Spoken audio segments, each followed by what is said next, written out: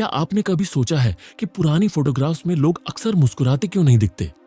हम आज सेल्फीज के दौर में 1 सेकंड में दर्जनों फोटोज खींच लेते हैं, लेकिन उस वक्त कैमरा टेक्नोलॉजी इतनी स्लो थी कि एक सिंगल फोटो लेने में 8 घंटे तक लग जाते थे। सोचिए, 8 घंटे तक बिना हिले डुले बैठे रहना कितना चुनौतीपूर्ण होता होगा। अगर हल्की सी भी मूवमेंट हो जाती तो फोटो ब्लर हो जाती। यही रीजन था कि लोग सीरियस और स्टेबल फेस बनाए रखते थे ताकि उनकी तस्वीरें क्लियर आएं। दुनिया के ऐसे ही टॉप 10 अनबिलीवेबल फैक्ट्स जानने के लिए इस वीडियो को अंत तक जरूर देखें। कुछ ऐसी बातें जिन पर यकीन करना मुश्किल है, लेकिन ये 100% सच है।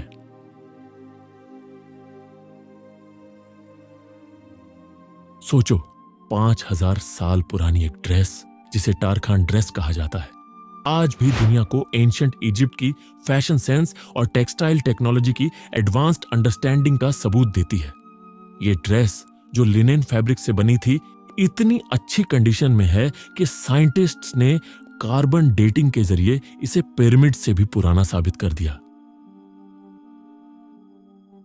लेकिन ये सिर्फ एक ड्रेस नहीं, बल्कि एक खिड़की है उस दौर की रिच कल्चर और सोफिस्टिकेटेड सोसाइटी में, जहां फैशन सिर्फ कपड़े पहनने का तरीका नहीं था, बल्कि एक स्टेटमेंट था। एंशिएंट इजिप्शियंस सिर्फ पिरामिड्स और साइंस में ही नहीं, बल्कि स्टिचिंग और डिजाइन में भी बेमिसाल थे। तारखान ड्रेस ये बताती है कि फैशन का जुनून सिर्फ आज नहीं, बल्कि इंसानी सभ्यता का एक एटर्नल हिस्सा है।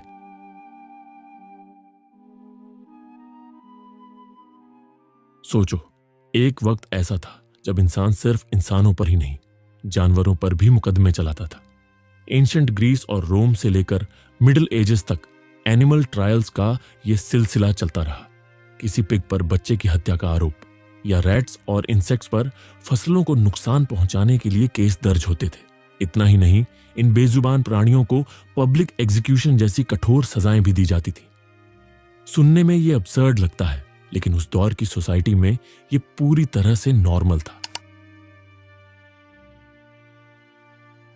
असल में उस समय इंसान अपने रिलीजियस और सोशल प्रॉब्लम्स का हल ढूंढने के लिए किसी भी हद तक जा सकता था, इवन अगर इसका मतलब था अपने ही डर और अंधविश्वास को एक जानवर पर थोप देना। यह हिस्ट्री की एक ऐसी डार्क और ट्विस्टेड कहानी है जो ये बताती है कि इग्नोरेंस और सुपरस्टिशन इंसान को कितनी अजीब राहों पर ले जा सकते हैं।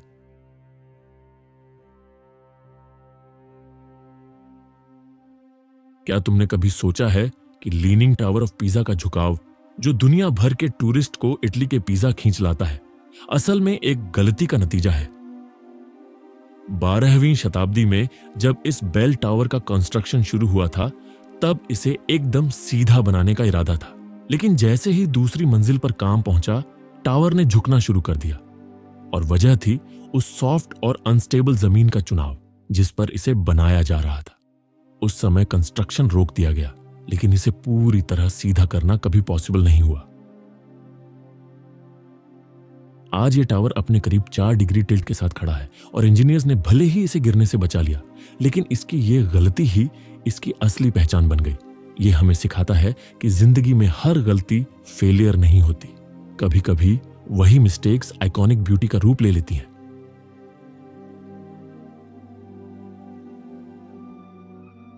क्या तुमने कभी सोचा है कि हमारे कपड़ों में लगा एक छोटा सा बटन जो हमें एकदम मामूली लगता है, असल में हजारों साल पुराना इन्वेंशन है? यह कहानी शुरू होती है मोहेंजोदारो से, यानी सिंधु घाटी सभ्यता से, जहां 5000 साल पहले स्टोन और शेल से बने छोटे छोटे बटन्स मिले थे। लेकिन मजेदार बात यह है कि तब इनका यूज कपड़े बांधने के लिए नहीं, बल्कि डेकोरेशन के लिए होता था। यह दिखाता है कि उस दौर की सिविलाइजेशन सिर्फ प्रैक्टिकलिटी पर ही नहीं, बल्कि एस्थेटिक्स और डिजाइन पर भी उतना ही ध्यान देती थी। आज जब हम एक बटन लगाते हैं तो शायद हमें इसका एहसास भी ना हो, लेकिन यह एक सटल रिमाइंडर है कि क्रिएटिविटी और इनोवेशन कभी पुराना नहीं होता, चाहे वो एंशिएंट सिविलाइजेशन में हो या आज के मॉडर्न वर्ल्ड में।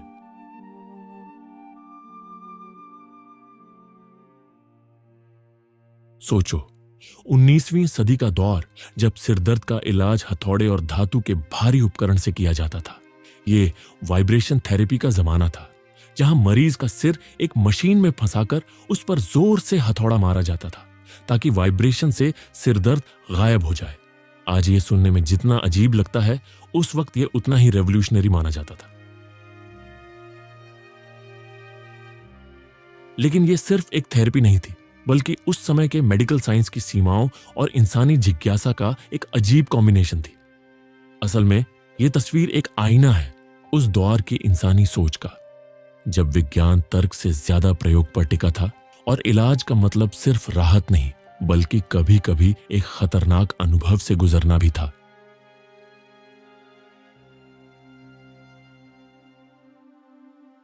एक ऐसी लड़की जिसने अपनी दुर्लभ शारीरिक स्थिति को कमजोरी नहीं, बल्कि अपनी पहचान बना लिया, एला हापर, जिसे दुनिया कैमल गर्ल के नाम से जानती है। 1870 के दशक में टेनेसी में जन्मी एला कॉन्जेनाइटल जेनु रेकुरवेटुम नाम की रेयर कंडीशन के साथ पैदा हुई थी, जिसमें उनके घुटने उल्टी दिशा में मुड़ जाते थे। लेकिन जहां आम लोग इसे एक लिमिटेशन मानते, एला ने इसे स्ट्रेंथ बना लिया। 1880 के दशक में W.H. हैरिस के निकल प्लेट सर्कस में कदम रखते ही उन्होंने अपने अनोखे अंदाज से लोगों का दिल जीत लिया। उनके सर्कस पोस्टर में बोल्डली लिखा होता था, मैं इस दुनिया की सबसे अजीब लड़की हूं और मुझे ऊंट की तरह चलना पसंद है। लेकिन एला की कहानी यहीं खत्म नहीं होती। जहां ज्यादातर लोग फेम की चकाचौंध में खो जाते हैं, वहीं उन्होंने 1886 में सर्कस छोड़कर एक साधारण और शांत जिंदगी जीने का फैसला किया।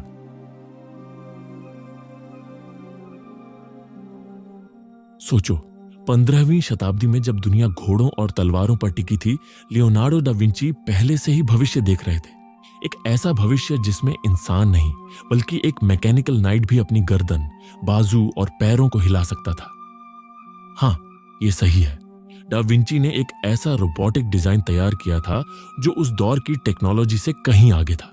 उनके माइंड में सिर्फ आर्ट ही नहीं, बल्कि इंजीनियरिंग और इनोवेशन भी चल रही थी।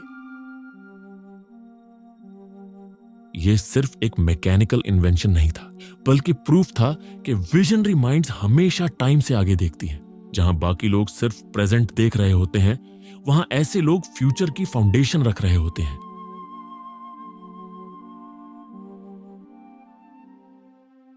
सुभाष चंद्र बोस की डेथ का मिस्ट्री इंडियन हिस्ट्री के सबसे बड़े अनसॉल्व्ड क्वेश्चंस में से एक है। 1945 में ताइवान में प्लेन क्रैश की स्टोरी हमें टेक्स्ट बुक्स में पढ़ाई गई, लेकिन इसके पीछे का सच क्या है? ना तो कोई ठोस एविडेंस मिला, ना ही उनकी बॉडी का कोई सुराग। इसी अधूरी स्टोरी ने कई थियरीज और स्पेकुलेशंस को जन्म दिया। कुछ कहते हैं कि वो रशिया में थे, तो कुछ बिलीव करते हैं कि वो इंडिया लौटे और एक हिडन लाइफ जिया। सोचो, अगर सच में नेताजी उस क्रैश में नहीं मरे थे, तो क्या वो हिस्ट्री के पर्दों के पीछे से अपने देश को देख रहे थे? ये मिस्ट्री सिर्फ एक इंसान की स्टोरी नहीं, बल्कि पूरे देश की उस उम्मीद का सिंबल है जो आज भी आंसर्स ढूंढ रही है।